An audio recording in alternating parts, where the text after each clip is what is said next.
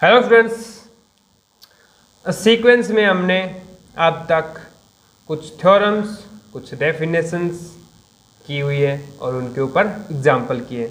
आज हम एक इंटरेस्टिंग थ्योरम करेंगे और ये एग्ज़ाम की दृष्टि से बहुत ज़्यादा इम्पोर्टेंट है।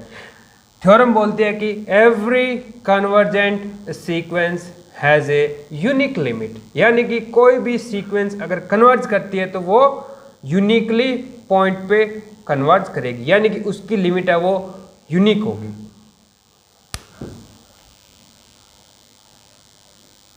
थ्योरम एवरी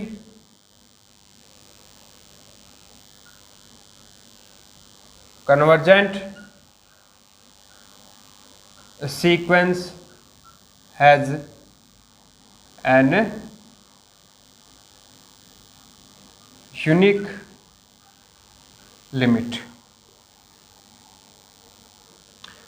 तो एक तो बात है कि कन्वर्जेंट है तो वो उसकी लिमिट एग्जिस्ट करती है, ये तो कन्वर्जेंट बोल दिया तभी हमें दिख गया। क्या पता उसकी लिमिट 2 हो, ठीक है, यानी कि 1 से ज़्यादा हो, तो उस चीज़ को हम प्रूव करेंगे। अगर हम मान लें कि उसकी 1 से ज़्यादा है, यानी कि 2 लिमिट है, यानी कि L और L डैश है, 2 उसकी लिमिट है, तो हम प्रूव करेंगे कि ऐसा मानना गलत है। Suppose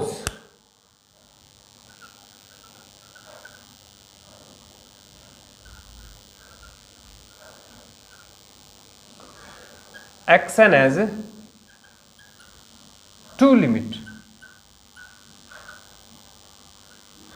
L and L dash. इसका मतलब दोनों की दोनों डिफरेंट है एंड सेम हो जाएगी तो कोई मतलब ही नहीं रहेगा ना हमारा प्रूव करने का। वो तो हमें प्रूव करना है, सेम सेम दिखाना है इनको। अगर हमने डिफरेंट माना तो इसको कॉन्ट्राडिक्शन दिखाना है। तो इसका मतलब Xn limit of n tends to infinity पे Xn is equal to L भी है and limit of Xn is equal to L dash भी है, n टेंस टू इन्फिनिटी, और L minus L dash is greater than 0, क्योंकि इसका mode ले लिया ना। अगर नेगेटिव वैल्यू भी आ रही है तो उसका मैंने मोड ले लिया, यानी कि पॉजिटिव रहेगी। तो पॉजिटिव रहेगी तो कोई नंबर ले सकते हैं। तो मान लो ये नंबर 0 और इसके बीच में कोई नंबर k है, ठीक है, यानी कि ये जो L माइनस L डैश है उसका जो मोड है वो ग्रेटर देन k है, ये हमने मान लिया। सपोज कि हमने 2 लिमिट उसकी आ रही है L और L डैश। अब देखो हम लिमिट की डेफिनेशन यूज करेंगे। Xn है वो L पे भी कन्वर्ज कर रहा है, Xn है वो L डैश पे भी कन्वर्ज कर रहा है। तो then for given epsilon greater than 0, then for given epsilon greater than 0 there exist natural number n naught. मैं इस एप्सिलॉन को मान रहा हूं k/2। ये तो गिवन होता है ना, कुछ भी हो सकता है, नो प्रॉब्लम। तो k/2 मैंने ले लिया ग्रेटर देन 0, क्योंकि k ग्रेटर देन 0 तो k/2 भी ग्रेटर देन 0 होगा। तो epsilon k/2 is greater than 0, then there exist a natural number n naught belong to natural number n such that, ऐसा होगा कि Xn minus L is less than k/2 for all n greater than equal to n naught. Next Xn L dash पे भी converge करिए, तो इसके लिए भी हम क्या मान देंगे, डेफिनेशन लगाएंगे। For given epsilon is equal to k/2 greater than 0 there exist n1 belong to natural number such that mod Xn minus L dash is less than k/2 for all n greater than equal to n1। तो देखो हमारे पास क्या हो रहा है, अगर हमारे natural number n note से बड़े हैं तब ये वाली प्रॉपर्टी होल्ड हो रही है, और n1 से बड़े हैं तो ये वाली प्रॉपर्टी होल्ड हो रही है। अगर इन दोनों का सुप्रीमम या मैक्सिमम ले लूं, यानी कि n नोट और n में से जो बड़ा है वो ले लूं, तो उसके बाद जितने भी नेचुरल नंबर आएंगे उनके लिए दोनों कंडीशन एक साथ होल्ड हो पाएगी, है ना। देन मैं ले रहा हूं लेट k ले लो, ठीक, k नोट ले लो, या फिर k हमने यहाँ पे यूज किया हुआ है, ये k ले लो, ठीक है, ये तो k है, या k नोट ही ले लो। k naught is equal to maximum of n naught n1 then क्या होगा L माइनस एल डैश, यानी कि ये दोनों प्रॉपर्टी होल्ड हो रही है क्या के नोट के लिए। इसको मैं लिख सकता हूँ L माइनस एल डैश को क्या लिख सकता हूँ L minus action plus action और माइनस एल डैश, यानी कि इसमें एक्सन ऐड कर दिया एक्सन घटा दिया। इसका जब मोड लेंगे वो लेस देन होगा किससे L माइनस एक्सन और plus action minus L dash से। तो ये भी क्या k/2 से छोटा है, ये वाला k/2 से छोटा है और ये भी k/2 से छोटा है यदि जो n है वो k नोट से बड़ा हो तब। तो this is less than k/2 plus k/2 is equal to k कब for all n greater than equal to n naught के लिए, यानी कि हमारा जो L माइनस एल डैश है वो लेस देन आ गया k से।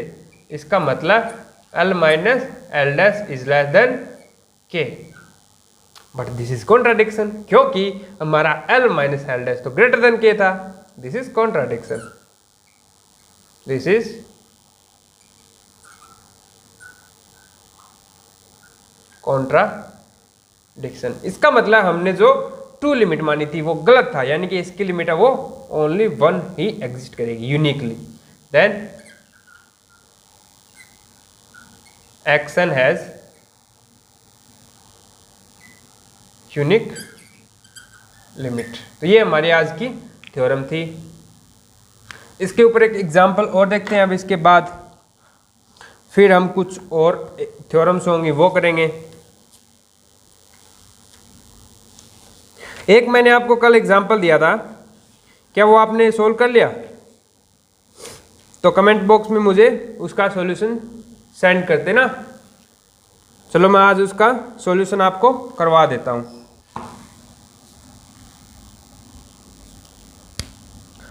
तो हमारे जो एग्जाम्पल था उसमें हमें एक सीक्वेंस दे रखी है एक्सन, जिसकी first term is equal to 1 and x n is equal to √2 plus x n minus 1।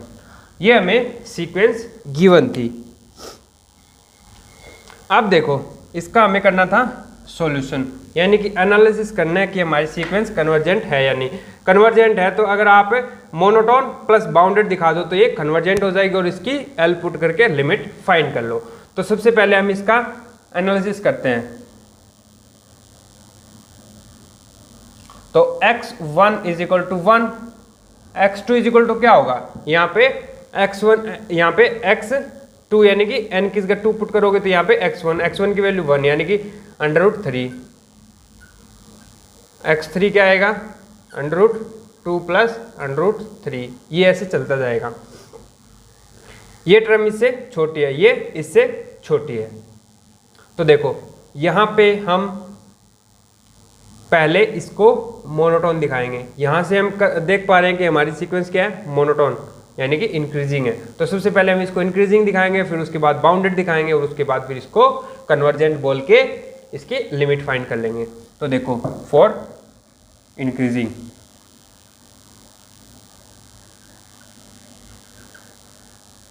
तो हमें क्या गिवन है, since x1 is less than x2 and let's suppose xk is less than xk plus 1। ये हमने मान लिया। दोनों तरफ आप क्या कर दो क्या करोगे 2 ऐड कर दो दोनों तरफ। तो 2xk is less than 2 plus add करना था 2 plus xk is less than 2 plus xk plus 1। दोनों तरफ क्या ले लो √ ले लो, ले सकते हैं नो प्रॉब्लम। तो ये नंबर क्या हो गया xk प्लस 1 और ये क्या हो गया xk प्लस 2। तो then by mathematical induction this sequence is increasing. Then by mathematical induction x n is increasing. तो ये हमारा काम बन चुका है इंक्रीजिंग वाला। अब दिखाएंगे हम बाउंडेड वाला। तो देखो ये वाला 2 से बाउंड है, ये वाला भी 2 से बाउंड है और ये नंबर भी क्या होगा √2 प्लस ये क्या 1 से मतलब 2 से छोटा ही है, यानी कि 4 तो है नहीं ये नंबर, अंदर वाला, ये 4 से थोड़ा छोटा है, उसका अंडर रूट लेंगे वो 2 से छोटा होगा, यानी कि for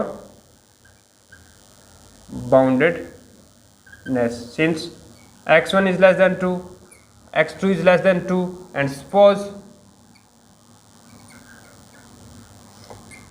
xk is less than 2। हमने क्या ले लिया, xk को 2 से लेस ले लिया। अब आप दोनों तरफ क्या कर दो, 2 से मल्टीप्लाई ऐड कर दो, दोनों तरफ क्या कर दो, 2 ऐड कर दो, 2 plus xk is less then 4। ये समझ आ गया। अब दोनों तरफ क्या ले लो, अंडर रूट ले लो, ये क्या आ गया 2, ये नंबर क्या बन गया xk प्लस 1, यानी k यहाँ पे यहाँ माइनस एक ज़्यादा ना, तो ये क्या हो गया xk plus 1 is less than 2। तो हम क्या लेके चले थे, k less than 2, k plus 1 क्या आ गया, लेस देन 2 आ गया। Then by mathematical induction this sequence is bounded, bounded भी होगी। तो then monotone convergence theorem, then bye